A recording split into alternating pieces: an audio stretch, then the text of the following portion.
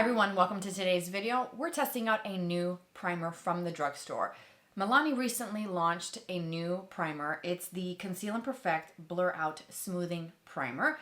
I saw this on the Ulta site under the new section of products and I thought I'd give it a go, try this out, see how it works with the Milani foundation, share my thoughts with you on camera. So that's exactly what we're going to do today. So if that sounds good, then just continue watching. Let me show you some up close shots of the component. I like the color on the outside, it's different. I also like that nifty little spatula that's included in the lid. So you kind of pull this up and there's a spatula so you can scoop out the product instead of putting your fingers in there. So I personally appreciate that. For hygienic reasons, I don't like putting my fingers into products if I don't have to. So I like that they included that, so let's give them some credit and bonus points for that. When you unscrew the actual lid, you will see the product and the actual color matches the component, which is pretty cool. It's like a kind of thicker, more kind of silicone look to it. I have not tried this. I'm going to film my first impressions, my thoughts with you here on camera. And I'm going to kind of pair this with the Milani Conceal and Perfect Foundation, the concealer, maybe some additional Milani products for the rest of the face. But we're going to get started with the actual primer. This is supposed to blur and smooth the skin. So let's just get a tiny little bit. So I'm going to do probably, I would say it's a little larger than a grain of rice to start. I'm not sure exactly how much of this I'm going to need, but I do like I said in the beginning, that aspect of having a tool to dig out the product. And it does feel very cooling when you apply this and blend this into the skin, and it feels incredibly soft. It does have that traditional sort of silicone primer feel. So I'm going to use my fingers to blend this in, and I'm going to kind of push this in the areas where I have larger pores and just kind of make sure that I get everything nice and even. All I have on my skin right now is skincare products. I don't have any other product except for my brows already done. I think I need a little bit more, so I'm going to go in for just a bit more and apply this. I'm going to pretty much apply this all over my face. Why not? So I can see that it definitely made the skin look and feel really soft. As far as it blurring the look of my pores, I think I'm going to have to see what it looks like when I put foundation on, because right now it looks fine. I can definitely see that everything looks a little bit more smooth, a little softer, slightly more blurred looking. So I do think that it's doing what it's supposed to claim to do, which is make the skin look smoother, blur out imperfections. My skin feels, like I said, really soft. I feel like it's easy to blend into the skin, and I feel like my skin is actually prepped for foundation, which, as I mentioned before, is going to be the 2-in-1 foundation from the same brand, Milani.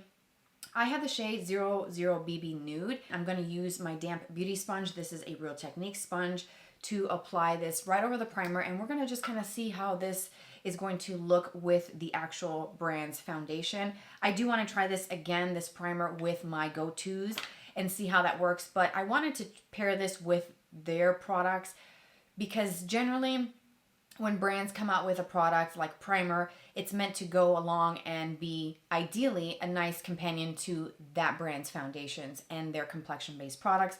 So we're going to put that theory to the test today and see, and I hope that it will work out for me in the end. So I'm going to apply 1 pump of this is generally what I use in this foundation.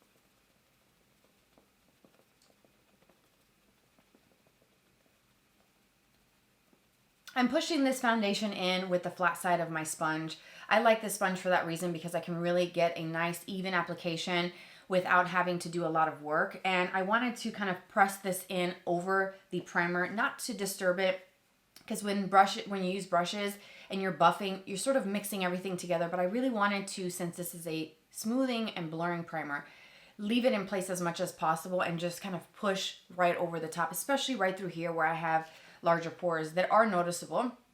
And I can already see that it does look a little bit more smooth and a little less apparent. I feel like this side looks a little smoother in the pore area than this side. Maybe I didn't put enough primer on this side of my face, on my left side, but this looks nice and smooth.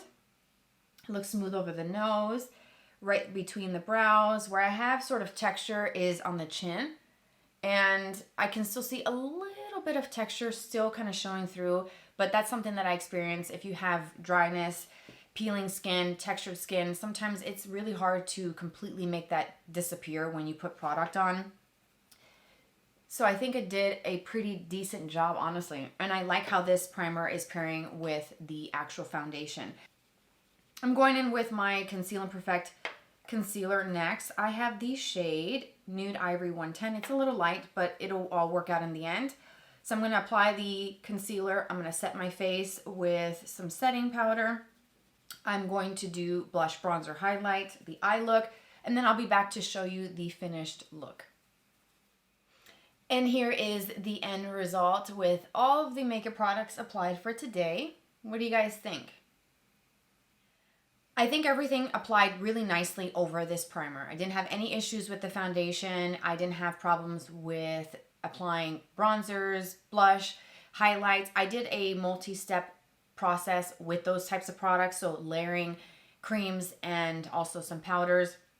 With the bronzer, I mixed 2 blushes together, and I'll talk you through those in a moment, but overall, I do like the way my makeup looks. It looks smooth, it looks blurred, especially right here where I have larger pores. The T-zone looks nice and smooth. I think that this area looks nice and smooth as well, the parameters of my face. I do, as I mentioned before, see a little bit more of my pores here, so I don't know if maybe I didn't apply enough of the primer, like even amounts on both sides.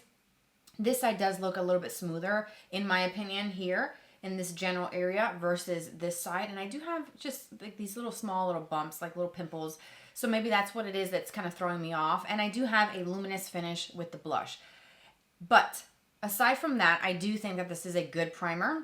To set my concealer, I use the Maybelline Fit Me powder in Fair Light. It's the loose powder. I use a powder puff, the Sonia Kashuk ones, to set my concealer and also set through the T-zone and right here where I have larger pores. I'm not doing anything different with my routine for this primer. I'm doing everything exactly as I would had it been a primer that I've already been using.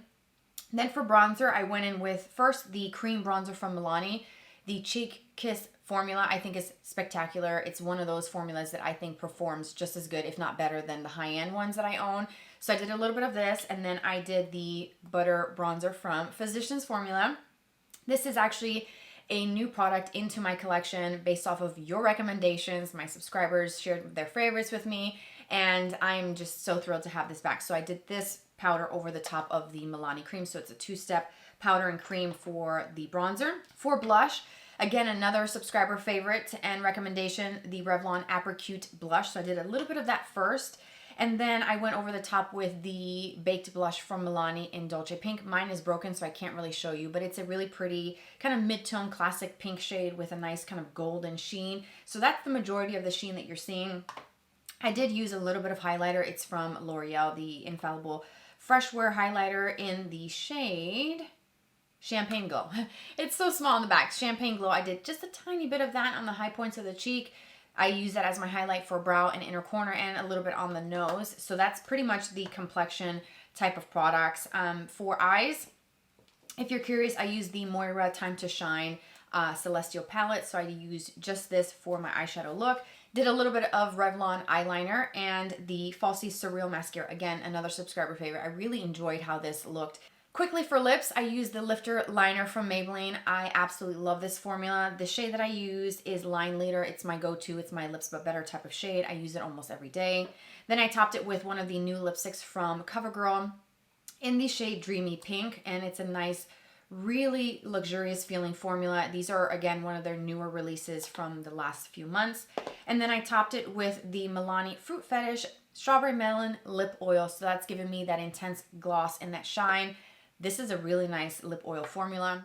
I hope that this video was helpful seeing the demo of this new primer from Milani. If you have questions still about it, please, by all means, feel free to reach out to me. I love hearing from you guys. I will do my absolute best to respond to you as quickly as possible.